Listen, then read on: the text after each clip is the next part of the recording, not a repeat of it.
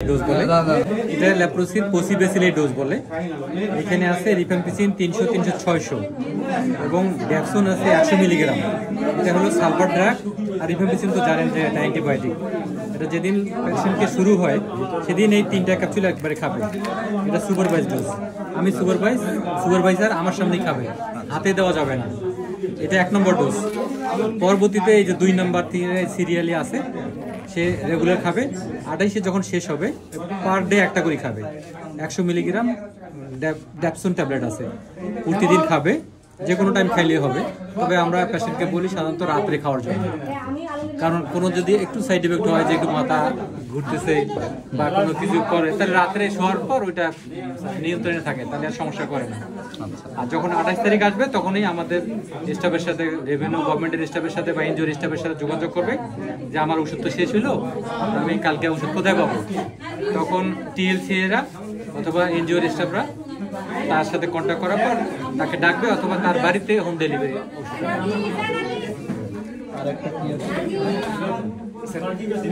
এটা স্যার লেপ্রোসির মাল্টিবেসিলারি যারা পেশেন্ট, মানে সংক্রমণ রোগী যারা, তাদের জন্য এই ডোজ।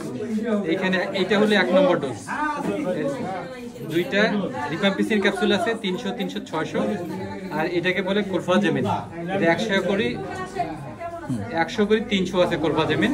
ল্যাম্পিরিনো বলে, কোরফাজেমিনও বলে। আর এটা হলো ড্যাপসন, এর নাম হলো ডিডিএস। এটা স্যার সালফার ড্রাগ। এইটা 1 নম্বর ডোজ খাইলো, মানে একদিনে সব খেয়ে ফেলবে, একদিনে এই 6টা খাইতে হবে। সুপারভাইজ ডোজ, মানে সুপারভাইজের সামনে খাইতে হবে। এটা স্যার ইম্পর্টেন্টটা হলো এইটা যে এই ডোজটা খাওয়ার তার যত ব্যাকটেরিয়া আছে তার 99.99% ব্যাকটেরিয়া 24 ঘন্টার মধ্যে কিল হয়। আর যেটা 0.11 থাকলো সেইটা 3 দিনের মধ্যে আবার ডিজেবল হয়ে যায়। তার মানে সে আর কাউকে ছড়াইতে পারে না। এই জন্য ইম্পর্টেন্টটা খুব বেশি। তারপরও সে যে মাল্টিবেসিলারি পেশেন্ট, তাকে তো এখানে 12 পাতা খাইতে হবে।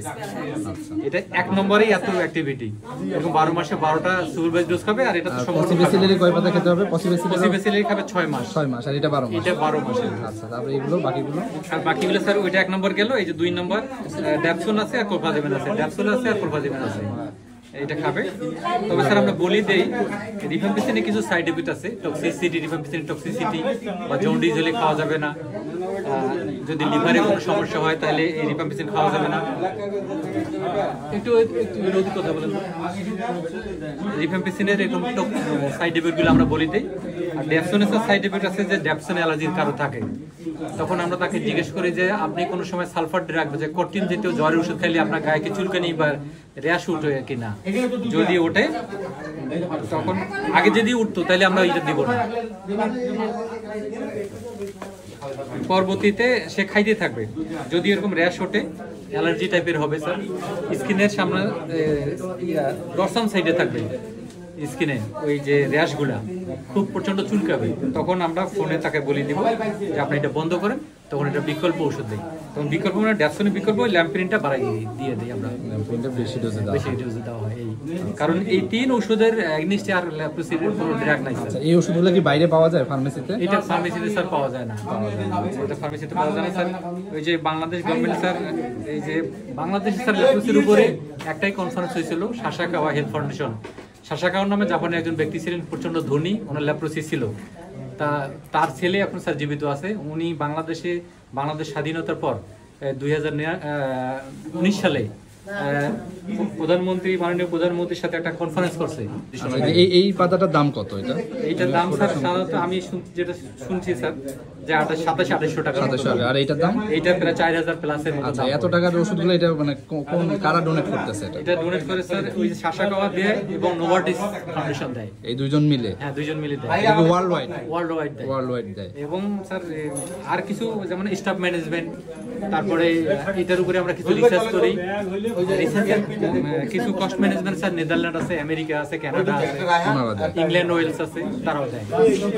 ঔষধের জন্য ঔষধ স্যার দেয় যে নোভার্টিস এবং সাসাকাওয়া হেলথ ফাউন্ডেশন, ওনারাও দেয়। আরো ওই যে কিছু ব্যক্তি ডোনার। কেন দেয় উনি সাসাকাওয়া কেন দেয় আসলে? ওনার ফাদারের লেপ্রোসি ছিল, ডিজেবল হয়ে গেছিল, ওইখান থেকে তার একটা ইয়ে আছে যে আমি যদি লেপ্রোসি পেশেন্টকে স্যার এটা লেপ্রোসি পেশেন্টকে এটা যদি আমরা তাকে কিছু সার্ভিস সার্ভিস দিতে পারি তাইলে আমাদের সেই কিছুটা দুঃখ মোচন হবে এই চিন্তা করে, কারণ তার ফ্যামিলিতে যেহেতু ল্যাপ্রোসিস ছিল এই জন্য তারা এটা ডোনেট করে। আচ্ছা, ঠিক আছে, ধন্যবাদ। আপনার পরিচয়টা দিয়ে শেষ করুন। আমি মোহাম্মদ রশিদুল হাসান, আমি দি ল্যাপ্রোসি মিশনের রিসার্চ অফিসার হিসেবে রংপুর জেলার দায়িত্বে আছি। ঠিক আছে, ধন্যবাদ রশিদুল হাসান সাহেব।